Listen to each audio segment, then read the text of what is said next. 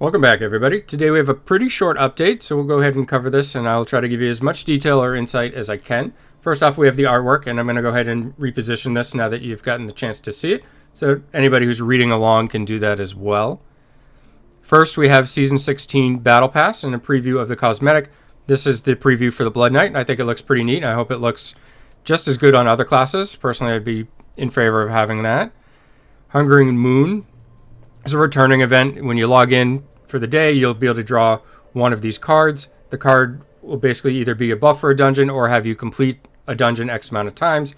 After you kill 10 mobs, you get the ability to draw 2 more of these, and again, you'll either get buffs for dungeons or just additional dungeons to complete. This is pretty well timed. I don't know if this was intentional or this is just when it was set to return, but the number of people pre-farming Inferno 2 at this point, so that's kind of timely, as well as people just returning to the game or trying the game out for Blood Knight, so it's kind of nice that we're going to get a little bit of action in dungeons, so to speak. Shady Stock. Now, this event just ended not that long ago. Pretty straightforward. Some typically very simple tasks to complete. You get points for completing these tasks. Every 100 points, you can buy either legendary armor or a legendary weapon. After you do that for 3 days, you have the ability to get a mystery set item as well. And just some, in my opinion, really good rewards for the effort you put into it. So it's nice to see that pretty much whenever it comes down. Now, there's a few future updates. Battlegrounds. To encourage all players within a battleground match to contribute to their team, we're increasing the penalty for being inactive. This is a huge issue, right? We had issues with players canceling matches, which still goes on to some degree. Now we also have issues with players going into the battleground and sitting AFK or just moving enough to not get booted. And I don't see this actually preventing that.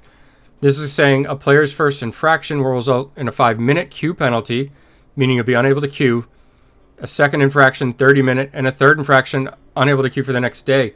But none of this fixes how it affects other players, right? This is only a penalty to the player that is actually kicked out of the battleground. So if you queue for the battleground and move just a little bit, just to keep yourself in like so many players do, in fact, I could name them, but I won't, and there's at least a handful that at least play in the top tier bracket for whatever reason. They don't want to play because they don't like somebody on their team. They don't want to play because they don't think they should be in that match.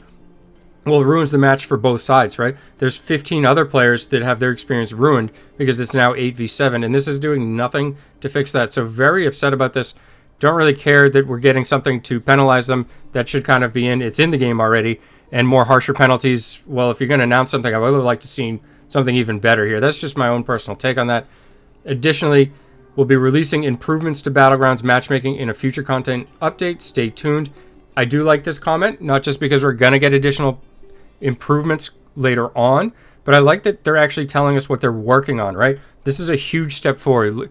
Previously, we pretty much get no insight into what's to come, and I'm always kind of the first one to say, like, I wish I had info on this. I wish I had some idea what they had for skills, and I remember saying that for Blood Knight. Like, I wish I had an idea what skills they had. We could plan things or talk about things, hype the game up, just something to talk about.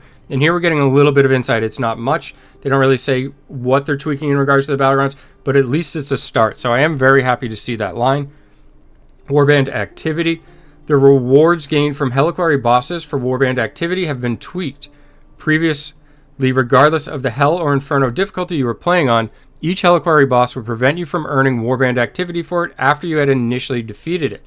Now, Warband activity will be rewarded based upon the boss and difficulty. This change brings it in line with other Warband activity rewards. So, essentially, what this is saying is that you'll be able to kind of repeat the same boss so that if you are actually trying to farm Warband points, you have another option. And that's the way that I take this. But remember that before, if you killed a Helliquary boss, you then had to go into the next one to receive more of those kind of boosted Warband points. And a lot of people would do Warbands twice per week, doing one of each 5 or the 5 highest they could do. So I think this is going to be a means of being able to repeatedly farm this with your Warband, whatever the highest one you can do.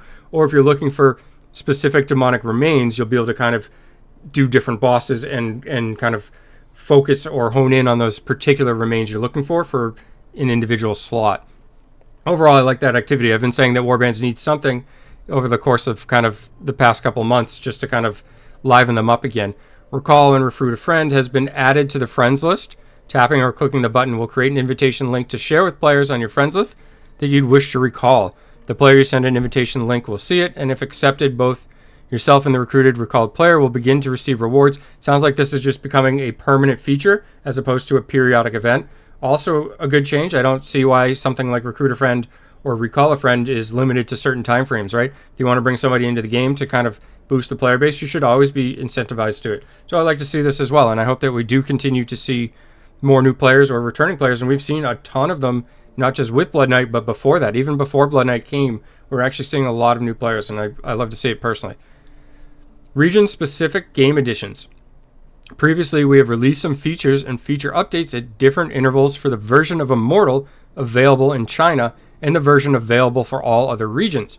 When implementing any changes to Immortal, we want to ensure the changes keep the game fun to play, but also work to address the feedback we receive.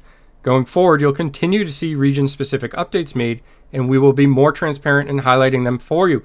This is enormous, okay? There's so many times that this occurs where they get patch notes there and we get patch notes here, and they're different, and then I have to answer a million questions. But this isn't just for me, this is for everybody, right?